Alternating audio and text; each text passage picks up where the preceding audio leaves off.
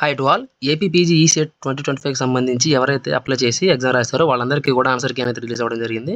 So ఒకసారి చూడండి, 6th నుంచి 8th వరకు ఎవరైతే ఎగ్జామ్ రాస్తారో వాళ్ళందరికీ కూడా ఆన్సర్ కీ అనేది రిలీజ్ అయిందనమాట. ఒకసారి చూద్దాం ఎవరెవరు ఎగ్జామ్కి ఎవరెవరు ఏ పేపర్స్ వాళ్ళు ఉన్నాయనేది. ఒకసారి ఇక్కడ మాస్టర్ క్వశ్చన్ పేపర్స్ ప్రిలిమినరీ మీద క్లిక్ చేసినట్టయితే మనకి ఇక్కడ చూపిస్తుంది చూడండి సబ్జెక్ట్స్ వాళ్ళవి. సో ఫస్ట్ అయితే geo engineering and geoinformatics, pharmacy, computer science engineering, electronics and communication engineering, biotechnology, civil engineering, mechanical engineering, electrical engineering, food technology, instrumentation, metallurgy, chemical engineering, nanotechnology. ఈ subjects వాళ్ళు ఎవరైతే ఉన్నారో వీళ్ళందరికీ కూడా answer key అనేది release చేయడం జరిగిందనమాట. So ఒకసారి మన వెబ్సైట్లోకి వచ్చి చూడండి. దీనికి సంబంధించిన లింక్ అనేది నేను కింద డిస్క్రిప్షన్లో ప్రొవైడ్ చేస్తాను, లేదంటే మీరు డైరెక్ట్ వెబ్సైట్లో కన్నా వచ్చి చూసుకోవచ్చు. సో ఫస్ట్ అయితే మనకి కీ అబ్జెక్షన్స్ అని ఇచ్చారు, తర్వాత రెస్పాన్స్ షీట్స్ ఇచ్చారు, master question paper with preliminary.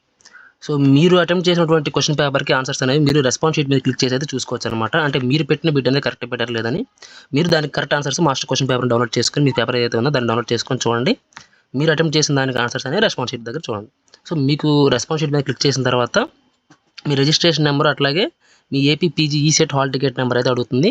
అవి రెండు ఎంటర్ చేసి గెట్ కీ డీటెయిల్స్ మీద క్లిక్ చేసినట్టయితే మీరు అటెంప్ట్ చేసినటువంటి క్వశ్చన్ పేపర్ అనేది మీకు డిస్ప్లే అవుతుంది అనమాట. మీరు దాంట్లో క్యాలిక్యులేట్ చేసుకోవచ్చు, మీరు పెట్టిన బిట్ కరెక్ట్ పెట్టారు లేదని క్యాలిక్యులేట్ చేసుకొని మీకు ఎన్ని మార్క్స్ వచ్చాయి అనేది ఒక నోట్ చేసుకోండి. ఒకవేళ కనుక మీకు ఇచ్చిన క్వశ్చన్స్ కానీ ఏమన్నా రాంగ్గా కనుక ఇచ్చినట్లయితే దాన్ని మీరు అబ్జెక్షన్స్ అనేవి రైజ్ చేయొచ్చు. సో దానికి సంబంధించి లింక్ అనేది కూడా యాక్టివేట్ చేశారు.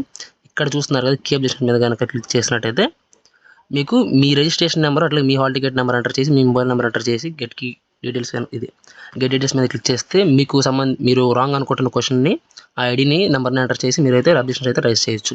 ఒకవేళ కనుక మీ కీలో కనుక మీకు అబ్జెక్షన్ కనుక ఏం లేకపోతే మాత్రం మీకు ఆ మార్క్స్ నోట్ చేసి పెట్టుకోండి.